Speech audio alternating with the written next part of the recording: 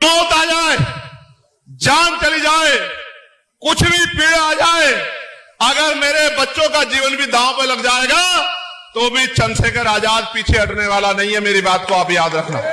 UGC के मुद्दे पर मचा घमासान थमने का नाम नहीं ले रहा है। दिल्ली की सड़कें अब विरोध की गवाह बन रही हैं। पहले चंद्रशेखर आजाद और यति नरसिम्हानंद ने मोर्चा खोला और अब कल दिल्ली में आंदोलन की एक और बड़ी हुंकार भरने जा रही है।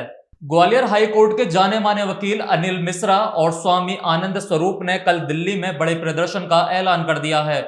आखिर यूजीसी के फैसलों में ऐसा क्या है जिसने देश के अलग अलग विचारधाराओं के लोगों को सड़कों पर ला दिया है? क्या यह सिर्फ छात्रों का मुद्दा है या इसके पीछे की राजनीति कुछ और है? आज इसी पर हम गहराई से चर्चा करेंगे और इसी पर चर्चा करने के लिए हमारे साथ जुड़े हैं वरिष्ठ पत्रकार नागेंद्र भाटे जी। सर, सबसे पहला सवाल मेरा आपसे यही है कि हम लगातार देख रहे हैं कि यूजीसी पर ये जो विरोध प्रदर्शन है वो लगातार जारी है। पहले हमने चंद्रशेखर आजाद को देखा है, फिर यति नरसिम्हानंद को देखा। सर, सबसे पहले हम आपसे यही जानना चाहेंगे कि ये जो यूजीसी का जो विवाद है ये कहां से शुरू हुआ था? हम दोबारा से इसी बारे में चर्चा करेंगे कि ये विवाद कहां से उठकर आया था। देखिए राज, जब यूजीसी की नई गाइडलाइंस सबके सामने आई तो इसमें जो सबसे ज्यादा विवाद है वो इसको लेकर है जो यूजीसी ने भेदभाव की नई परिभाषा जो सबके सामने लाई है। आप इसके लिए 2012 के जो नियम हैं उनकी और जो 2026 के यूजीसी के नए नियम हैं इनकी यदि तुलना करेंगे तो आपको समझ में आ जाएगा। और इनमें भी 2012 के जो नियम हैं उनमें रूल्स 3E और जो नए नियम अब आए हैं इनमें रूल्स 3C, इन दोनों में जो परिभाषा है भेदभाव की वही इस पूरे जो लगातार इतना जो बवाल हो रहा है उसका मूल कारण है, उसकी जड़ है। आप ये देखिए कि जो अब नए नियम आए हैं इनमें रूल्स 3C क्या परिभाषा देता है। इसमें कहा गया है कि SC, ST और OBC इनको यदि जाति के आधार पर भेदभाव किया जाता है तो वो भेदभाव है। यानी कि SC, ST और OBC जो है इन पर जाति या जनजाति के आधार पर कोई टिप्पणी की जाती है तो वो भेदभाव है। ये जो नए नियम हैं इनमें रूल्स 3C कहता है। वहीं यदि हम 2012 के रूल्स 3E की बात करें तो उसमें कहा गया है कि जाति यानी कास्ट, धर्म और क्षेत्र, लिंग, इनके आधार पर किसी भी छात्र या एम्प्लॉय के साथ कोई भेदभाव होता है तो वो भेदभाव है। यानी कि जो अब नए नियम आए हैं इनमें बहुत सीमित कर दिया गया है, दायरा जो है वो बहुत छोटा कर दिया गया है। वहीं यदि 2012 के यूजीसी के ही नियम की बात करें तो उसमें भेदभाव की परिभाषा यूनिवर्सल थी। उसमें सामान्य वर्ग का जो छात्र या एम्प्लॉय है वो भी यदि उसके साथ भेदभाव होता है तो वो इन नियम का सहारा लेकर अपने लिए आवाज उठा सकता था। जबकि अब जो नए नियम आए हैं यूजीसी के उसमें यह कहा जाता है कि यदि SC, ST, OBC के छात्र या एम्प्लॉय के साथ जाति या जनजाति के आधार पर भेदभाव होता है तो बस वही गंभीर आरोप है।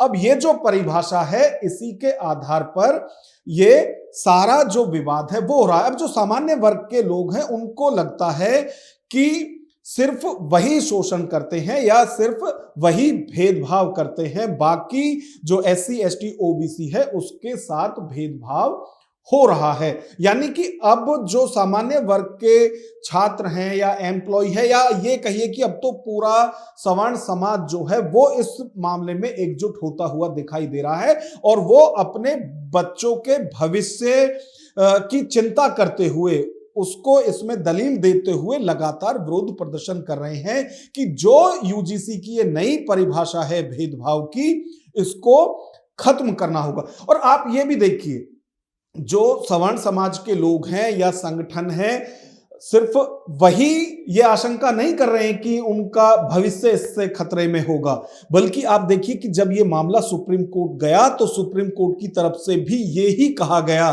कि जो आपके ये नए नियम हैं ये पहली नजर में ही अस्पष्ट यानी अनक्लियर लगते हैं और इनसे इनके मिसयूज की जो गुंजाइश है वो बहुत ज्यादा बढ़ जाती है, यानी इनका मिसयूज हो सकता है।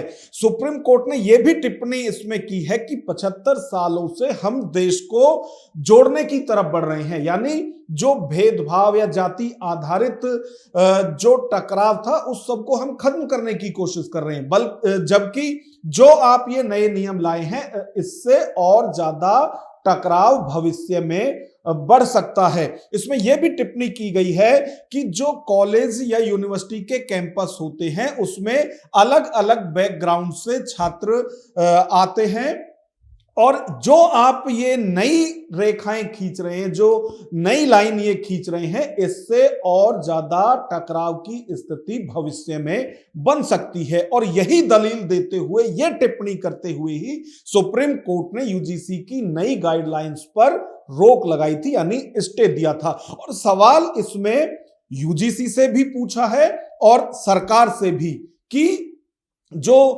ये 3C है इसमें इतनी नैरो परिभाषा बनाने के लिए या गढ़ने के लिए आपको क्या जरूरत थी। तो इसका जवाब भी अभी 19 मार्च में सुनवाई होनी है सुप्रीम कोर्ट में, उसमें सरकार और यूजीसी को देना होगा। जैसा भी आपने बताया कि 19 मार्च को इसकी सुनवाई होनी है, लेकिन अब से और आज सुप्रीम कोर्ट ने इस पर स्टे भी लगा दिया। लेकिन हम लगातार देख रहे हैं कि पहले चंद्रशेखर आजाद ने दिल्ली में विरोध प्रदर्शन किया, यति नरसिम्हानंद ने विरोध प्रदर्शन किया और कल भी एक विरोध प्रदर्शन है जिसके जो अनिल मिश्रा एक अलग जगह से प्रदर्शन करेंगे और दूसरे हैं श्री आनंद स्वरूप जी, वो अलग प्रदर्शन करेंगे। तो क्या ये जो टकराव है अब सामाजिक और राजनीतिक बनता जा रहा है? देखिए, इसी की आशंका सुप्रीम कोर्ट ने अपनी उस टिप्पणी में जताई थी जो स्टे लगाने से पहले की थी और वैसा होता भी दिख रहा है। आप देखिए कि SC ST OBC की यदि बात करें तो ये नए नियम उन्हें बहुत ज्यादा अधिकार देते हैं, यानी वो अगर कहते हैं कि उनके साथ जाति आधारित भेदभाव हुआ है तो वो गंभीर आरोप ये परिभाषा मानती है। और इसी का विरोध जो सामान्य वर्ग के लोग हैं, छात्र हैं, एम्प्लॉय हैं, वो सब कर रहे हैं कि ये, यहां तक भी कुछ लोग कह रहे हैं कि ये सामान्य वर्ग का नरसंहार करने जैसा है जो ये नए नियम लाए गए हैं। और सुप्रीम कोर्ट ने भी ये गंभीरता को देखते हुए इस पे स्टे लाया है। अब जहां तक हम आंदोलन जो हो रहे हैं, आप देखिए कि जो नई गाइडलाइंस हैं वो SC ST OBC को बहुत ज्यादा अधिकार इसमें देते हैं जाति आधारित भेदभाव के लिए। अब जो उनको मिल रहा है यदि उनसे वो छीना जाएगा तो उसके लिए वो लड़ाई लड़ेंगे ही। और वैसे ही विरोध प्रदर्शन खास तौर से यदि हम देखें तो चंद्रशेखर आजाद और उनकी पार्टी करते हुए दिखाई दे रहे हैं। वहीं दूसरी तरफ सवर्ण समाज की यदि हम बात करें तो इसके लिए बाकायदा एक अलग कमेटी बनाई गई है, सवर्ण समन्वय समिति। उसके अध्यक्ष काली पीठाधीश्वर स्वामी आनंद स्वरूप हैं और उनकी अगुवाई में ही 40 संगठन हैं सवर्णों के, जो ये 8 मार्च को रामलीला मैदान में महा आंदोलन करने जा रहे हैं, एक बड़ा आंदोलन करने जा रहे हैं। और इसमें देश भर से सवर्ण समाज के लोगों को दिल्ली पहुंचने की अपील लगातार सभी संगठनों की तरफ से की जा रही है। करणी सेना लगातार देश भर में इसके लिए समर्थन जुटा रही है पहले से ही, और राजस्थान में भी बड़ा आंदोलन उन्होंने उसमें किया है। और मशाल जुलूस के दौरान जो करणी सेना के नेता हैं महिपाल मकराना, वो भी उसमें झुलसे हैं, उनको भी कुछ चोटें उसमें आई हैं, लेकिन वो भी लगातार अपील कर रहे हैं कि सवर्ण समाज के लोगों को अपने हक हकूक की लड़ाई के लिए 8 मार्च को दिल्ली पहुंचना होगा। वहीं दूसरी तरफ यदि हम अनिल मिश्रा की बात करें, ग्वालियर हाई कोर्ट के वो वकील हैं और पहले वो जो बार एसोसिएशन होती है उसके अध्यक्ष भी रह चुके हैं। उनकी पहचान सबसे ज्यादा अंबेडकर विरोधियों में होती है और वही लगातार एक अलग मूवमेंट भी चला रहे हैं कि भारत का संविधान जो है वो B.R. अंबेडकर ने नहीं बल्कि B.N. राव ने लिखा है। इसके लिए अलग उनका मूवमेंट चल रहा है, लेकिन वो भी यूजीसी के विरोध में 8 मार्च को दिल्ली के जंतर मंतर पर विरोध प्रदर्शन कर रहे हैं और वो भी अपने आंदोलन को महा आंदोलन बता रहे हैं और वो भी सवर्ण समाज के लोगों से अपील कर रहे हैं कि सभी लोग दिल्ली के जंतर मंतर पर पहुंचे। तो आंदोलन खत्म होने के नाम नहीं ले रहे हैं। यूजीसी को लेकर जो विरोध प्रदर्शन देश भर में हो रहे हैं वो थमने का नाम नहीं ले रहे हैं, बल्कि और आगे भड़कते हुए वो दिखाई दे रहे हैं। हालांकि ये शक्ति प्रदर्शन भी स्वर्ण समाज का होगा, जो दिल्ली के रामलीला मैदान में इतना बड़ा आंदोलन कॉल किया गया है। अब देखना यह होगा कि कितने लोग वहां पहुंचते हैं और सरकार पर उस आधार पर कितना दबाव बनता है। जैसा हम देख रहे हैं कि लगातार इसका जो ये विरोध प्रदर्शन हो रहा है चंद्रशेखर आजाद से लेकर और ये आनंद स्वरूप जी तक, सरकार इसको आंदोलन को देखते हुए बैकफुट पर लौटेगी और क्या सरकार इस कानून को यानी कि वापस लेगी, या फिर इसमें हमें अभी और इंतजार करना होगा कि इसमें और क्या बदलाव होते हैं? देखिए, अभी हमें इंतजार करना है 19 मार्च का कि यूजीसी और सरकार की तरफ से जवाब क्या दिया जाता है। जो भेदभाव की ये नई परिभाषा लागू की गई है, इस पर स्पष्टीकरण मांगा है सुप्रीम कोर्ट ने। तो अब देखना यह है कि सरकार क्या इस पर अपना स्पष्टीकरण देती है, क्योंकि सुप्रीम कोर्ट ने ही इस पर सवाल उठाए हैं कि जो आपने ये नए नियम बनाए हैं, एक तो ये अनक्लियर है और इनका मिसयूज भविष्य में हो सकता है। तो हालांकि यदि शिक्षा मंत्री धर्मेंद्र प्रधान की बात करें तो वो जरूर ये कह चुके हैं कि किसी के साथ अन्याय नहीं होगा, लेकिन जब सुप्रीम कोर्ट ये मान रहा है कि कभी भी इसका मिसयूज हो सकता है, तो ये स्पष्टीकरण तो सुप्रीम कोर्ट में भी सरकार को देना होगा। तो इंतजार हमें 19 मार्च का है कि सुप्रीम कोर्ट में क्या जवाब यूजीसी और केंद्र सरकार की तरफ से दिया जाता है। इसमें आपको क्या लगता है कि 19 मार्च को इसमें फैसला आ सकता है, या फिर ये विवाद अभी और बढ़ेगा और जैसे कि आगे आने वाले इलेक्शनों पर भी इसका प्रभाव पड़ेगा, तब तक ये सारे जो समाज है, दलित समाज हुआ या फिर स्वर्ण समाज है, ये सभी इसका फायदा उठाना चाहेंगे?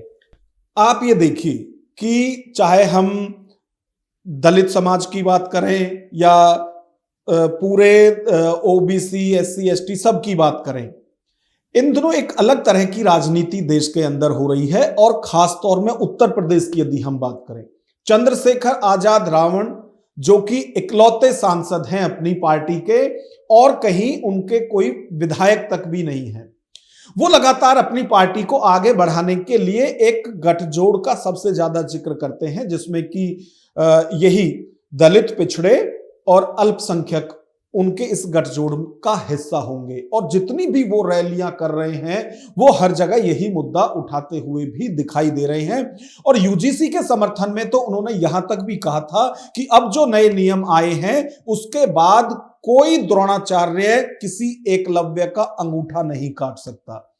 यानी कि ये जो नए नियम आए हैं ये समानता के लिए आए हैं और जो पिछड़े लोग हैं उनको संरक्षण देते हैं, ये वो स्पष्ट कर चुके हैं। वहीं अखिलेश यादव की यदि बात करें तो उनकी पार्टी भी पीडीए का दावा कर रही है कि वो सिर्फ और सिर्फ वही ऐसे हैं जो कि पीडीए को सम्मान और उनके अधिकार दिला सकते हैं, और ये पीडीए में भी वही हैं, दलित, पिछड़े और अल्पसंख्यक।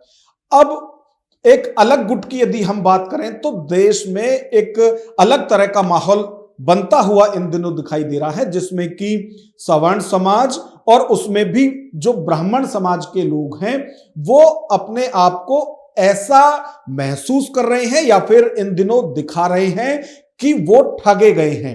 देखिए, बीजेपी की यदि बात करें तो बीजेपी को एक ऐसा दौर था जब स्वर्णों की पार्टी ही कहा जाता था, बनिए ब्राह्मण की पार्टी कहा जाता था, लेकिन अब बीजेपी देश नहीं दुनिया की सबसे बड़ी कार्यकर्ताओं वाली पार्टी है, सबसे बड़ी पार्टी है, तो उनको भी सबका ही समर्थन चाहिए।